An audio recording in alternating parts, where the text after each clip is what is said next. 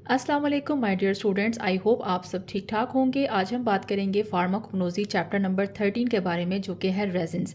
Resins के PDF form notes आपको इस वीडियो के डिस्क्रिप्शन में मिल जाएंगे। वो स्टूडेंट जिनको डिस्क्रिप्शन ओपन करना नहीं आता, आप जैसे ही वीडियो को क्लिक करेंगे, वीडियो का नीचे टाइटल चल रहा होगा, उस टाइटल के नीचे एक लाइन में आपको वीडियो के व्यूज़ लिखे नज़र आ रहे होंगे।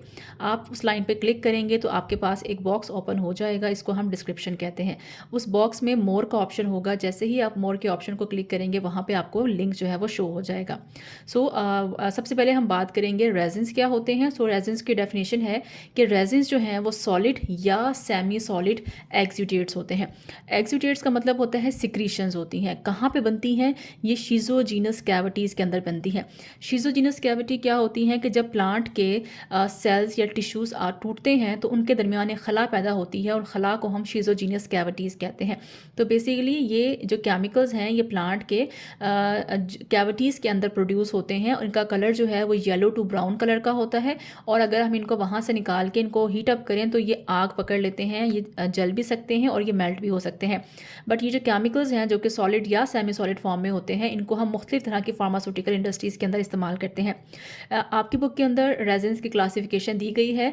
इस क्लासिफिकेशन में ज़्यादातर ड्रग्स वो हैं जिनकी एक्सप्लेनेशन आपके पास बुक के अंदर नहीं है। बट क्योंकि क्लासिफिकेशन आपकी बुक में मेंशन है तो आपसे एमसीक्यूज़ के हवाले से क्लासिफिकेशन पूछी जा सकती है। तो हम रेजिन्स को डिफाइन करते हैं 4 क्लासेस के अंदर। सबसे पहले आते हैं बाल्सम्स, जिसमें आपके पास 3 ड्रग्स आती हैं, टोलू बाल्सम, बेंजोइन और पिरू बाल्सम। देन हमारे पास आते हैं ओलियो रेजिन्स, ऐसे रेजिन्स जिनके साथ ऑयल भी शामिल होते हैं या वोलाटाइल ऑयल्स भी शामिल होते हैं। तो इस तरह के रेजिन्स को हम क्या कहते हैं? ओलियो रेजिन्स कहते हैं। जैसे कि हमारे पास आता है जिंजर यानी कि अदरक और कैप्सिकम यानी कि मिर्च। आपकी बुक में जिंजर के बारे में एक्सप्लेनेशन है, कैप्सिकम के बारे में एक्सप्लेनेशन नहीं है। तो अगर आप जिंजर को जब हम पढ़ेंगे तो आप देखेंगे कि जिंजर के अंदर से हमें रेजिन्स भी मिलते हैं और जिंजर के अंदर से हमें वोलाटाइल ऑयल्स भी मिलते हैं। देन हमारे पास आता है गम रेजिन्स, ऐसे रेजिन्स जिनके अंदर रेजिन्स के साथ साथ गम्स भी मौजूद होती हैं, उनको हम गम रेजिन्स कहते हैं, जैसा कि एसाफेटिडा या इसको हम उर्दू में हींग कहते हैं। फिर आते हैं ओलियो गम रेजिन्स, ऐसे रेजिन्स जिनके में रेजिन्स के साथ साथ गम्स भी होती हैं, वोलाटाइल ऑयल्स भी होते हैं, इनको हम ओलियो गम्स रेजिन्स कहते हैं। इसमें एग्जांपल आती है मिर और आइपोमिया। ये दोनों ही ड्रग्स जो है वो आपकी बुक के अंदर मौजूद नहीं है। अब हम बात करते हैं ड्रग्स की इंफॉर्मेशन के बारे में। रेजिन्स के अंदर हम 5 तरह की ड्रग्स को डिस्कस करते हैं। इसमें आता है टोलू बाल्सम, फिर आता है सुमेत्रा बेंजोइन, देन आता है कोलोसिंथ, फिर आता है एसाफेटिडा एंड जिंजर। इसमें से जो सबसे इंपॉर्टेंट ड्रग है वो है कोलोसिंथ और जिंजर। ठीक हो गया। टोलू बाल्सम का उर्दू नेम क्या होता है? इसको हम गुले मेहंदी भी कहते हैं।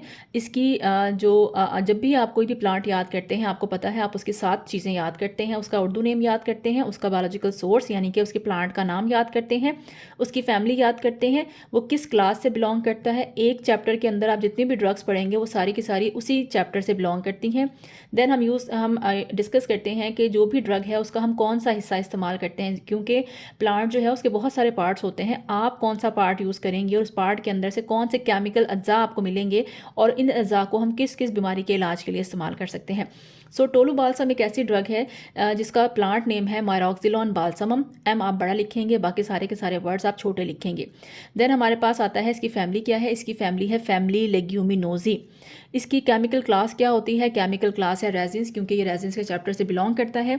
इसका हम कौन सा पार्ट यूज़ करते हैं? इसका हम स्टेम यूज़ करते हैं। स्टेम के अंदर शीजोजीनियस कैविटीज़ बनती हैं और उन कैविटीज़ के अंदर ये सॉलिड या सेमी सॉलिड एक प्रिपरेशन बनती है। उसके अंदर क्या केमिकल्स होते हैं? उसके अंदर बेसिकली होता है फेरुलिक एसिड और स्टाइरीन मौजूद होता है। इन 2 केमिकल्स को हम इस्तेमाल करते हैं एज आ एक्सपेक्टोरेंट, यानी कि किसी का गला ख़राब हो तो गले को साफ़ करने के लिए हम इस्तेमाल करते हैं। एंटीसेप्टिक जरासीम कश के तौर पर इस्तेमाल कर सकते हैं। इसके साथ साथ इसको हम फ्लेवरिंग एजेंट के तौर पर इस्तेमाल करते हैं इन द फार्मास्यूटिकल्स।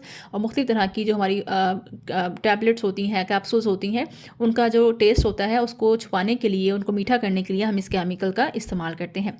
देन आता है सुमेत्रा बेंजोइन। सुमेत्रा बेंजोइन को हम लुबान कहते हैं। इसकी जो प्लांट नेम है वो है स्टायरेक्स बेंजोइन। फैमिली है इसकी फैमिली स्टायरेसी। केमिकल क्लास अगेन इसकी रेजिन है। इसका भी हम क्या यूज़ करते हैं? इसका भी हम स्टेम यूज़ करते हैं। इसके अंदर हमें 3 तरह के एसिड मिलते हैं। याद रखिएगा जो रेजिन्स होते हैं, रेजिन्स में ज़्यादातर आपको एसिड्स ही पाए जाते हैं। इसी वजह से रेजिन्स जो हैं वो थोड़े से तजाबियत पैदा करने की सलाहियत रखते हैं। सुमेत्रा बेंजोइन से जो हमें एसिड मिलता है उसका नाम है बाल्सैमिक एसिड। बेंजोइक एसिड, बेंजोइन से बेंजोइक एसिड और सिनामिक एसिड। ठीक हो गया, तीनों इंपॉर्टेंट है। टोलू बॉल्सम से हमें कौन सा एसिड मिलता है? फेरुलिक एसिड मिलता है। क्योंकि दोनों से ऑलमोस्ट एसिड्स मिल रहे हैं तो इन दोनों के यूजेस भी सेम है। इसको हम एज एक्सपेक्टोरेंट भी यूज़ करते हैं, एंटीसेप्टिक भी यूज़ करते हैं, फ्लेवरिंग एजेंट के तौर पर भी इस्तेमाल करते हैं। इसके अलावा हम बेंजोइन टिंक्चर्स बनाने के लिए भी इसका इस्तेमाल करते हैं। टिंक्चर्स क्या होते हैं? टिंक्चर्स बेसिकली एक ख़ास किस्म की आप कह दीजिए हाइड्रो अल्कोहलिक या एसिडिक तरह की प्रिपरेशंस होती हैं जिसको बीमारी के इलाज के लिए इस्तेमाल किया जाता है। देन आता है हमारे पास कोलोसिंथ। कोलोसिंथ को बहुत सारे और नेम भी है। इसको हम बिटर एप्पल भी कहते हैं, यानी कि ऐसा सेब जो कि कड़वा होता है, तो क्योंकि दिखने में सेब की तरह से होता है लेकिन कड़वा होता है तो इसलिए हम इसको बिटर एप्पल भी कहते हैं। इसको हम बिटर कुकम्बर भी कहते हैं। कुकम्बर मीन खीरा, कड़वा खीरा भी इसको कहा जाता है। इसके अलावा इसको बिटर गॉड भी कहा जाता है। ज़्यादातर इसको बिटर गॉड और बिटर एप्पल के नाम से याद किया जाता है। उर्दू में हम इसको कोड़तुमा कहते हैं। कोलोसिंथ की फैमिली होती बायोलॉजिकल सोर्स होता है सिट्रुलस कोलोसिंथस, यानी कि इसमें आप सी बड़ा लिखेंगे और दूसरा सी आप क्या लिखेंगे? छोटा लिखेंगे। फैमिली है इसकी फैमिली कुकर बिटेसी। इस फैमिली की कोई और ड्रग आपके बुक के अंदर मौजूद नहीं है। इवन इस फैमिली की भी कोई ड्रग आपके बुक के अंदर मौजूद नहीं है। इसकी केमिकल क्लास है रेजिन्स। और इसका हम कौन सा पार्ट यूज़ करते हैं? इसका हम फ्रूट इस्तेमाल करते हैं, क्योंकि ये जो है ना एप्पल की तरह का इसका एक फ्रूट होता है, उसको ड्राई करते हैं, उसके अंदर से बीज निकलते हैं और फिर उस फ्रूट को हम इस्तेमाल करते हैं। उस फ्रूट के अंदर बेसिकली एक केमिकल होता है जिसका नाम होता है क्यूकर बिटेसिन इन। ये इसी फैमिली से निकला है, क्यूकर बिटेसिन इन। इसको हम कहाँ इस्तेमाल करते हैं? इसको हम एज एंटी कैंसर इस्तेमाल करते हैं। कैंसर के इलाज के लिए बहुत अच्छा है।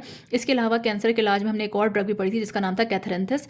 उसके अंदर विनक्रिस्टीन होता है, विनब्लास्टीन होता है। तो इस तरह से आप चीज़ों को साथ साथ रिलेट भी करते जाएंगे। साथ साथ हम इसको एज अ कैथार्टिक भी यूज़ करते हैं, यानी कि बॉडी को या साफ करने के लिए इस्तेमाल करते हैं। देन हमारे पास आता है एसाफेटिडा। एसाफेटिडा को हम फूड ऑफ गॉड भी कहते हैं। फूड ऑफ गॉड मीन एक ऐसी मेडिसिन जिसके अंदर बहुत सारी बीमारियों के लिए शफा मौजूद है, इसलिए हम इसे फूड ऑफ गॉड भी कहते हैं क्योंकि मल्टीपल बीमारियों के लिए इस्तेमाल की जाती है। इसकी आप देखिएगा, इसके सबसे ज़्यादा यूज़ जितने भी आप रेजिन्स पढ़ेंगे उन सब में जो सबसे ज़्यादा यूज़ होते हैं वो एसाफेटिडा के होते हैं, इसलिए हम इसको फूड ऑफ गॉड कहते हैं। इसको उर्दू में हींग कहा जाता है। इसका जो बायोलॉजिकल सोर्स है डैट इज़ फेरुला एसाफेटिडा। एफ बड़ा लिखेंगे, ए आप छोटा लिखेंगे। फैमिली है इसकी फैमिली एम्बेलिफेरी। केमिकल क्लास है रेजिन्स। इसकी हम क्या इस्तेमाल करते हैं? इसकी हम जड़ इस्तेमाल करते हैं या इसकी हम जड़ के ऊपर जो धागे होते हैं जिनको हम राइजोम्स कहते हैं वो इस्तेमाल करते हैं। इसके अंदर भी जो केमिकल होता है वो फेरुलिक एसिड होता है जो कि टोलो बॉल्सम्स के अंदर मौजूद था।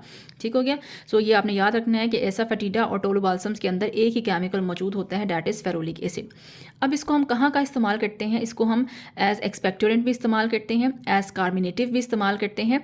इसके साथ साथ कार्मिनेटिव का मतलब होता है पेट की गैस को ख़त्म करने वाला। एंटी स्पैज्मोडिक, अगर आपके पेट में बल पड़ रहे हैं, आपके पेट में दर्द हो रहा है तो उस स्पैज्म को, उस खिंचाव को कम करने के लिए भी इसका इस्तेमाल किया जाता है। इसके अलावा इसको एपिलेप्सी या मिर्गी के मर्ज़ को ठीक करने के लिए भी इलाज किया जाता है जिसमें पेशेंट को दौरे पड़ते हैं।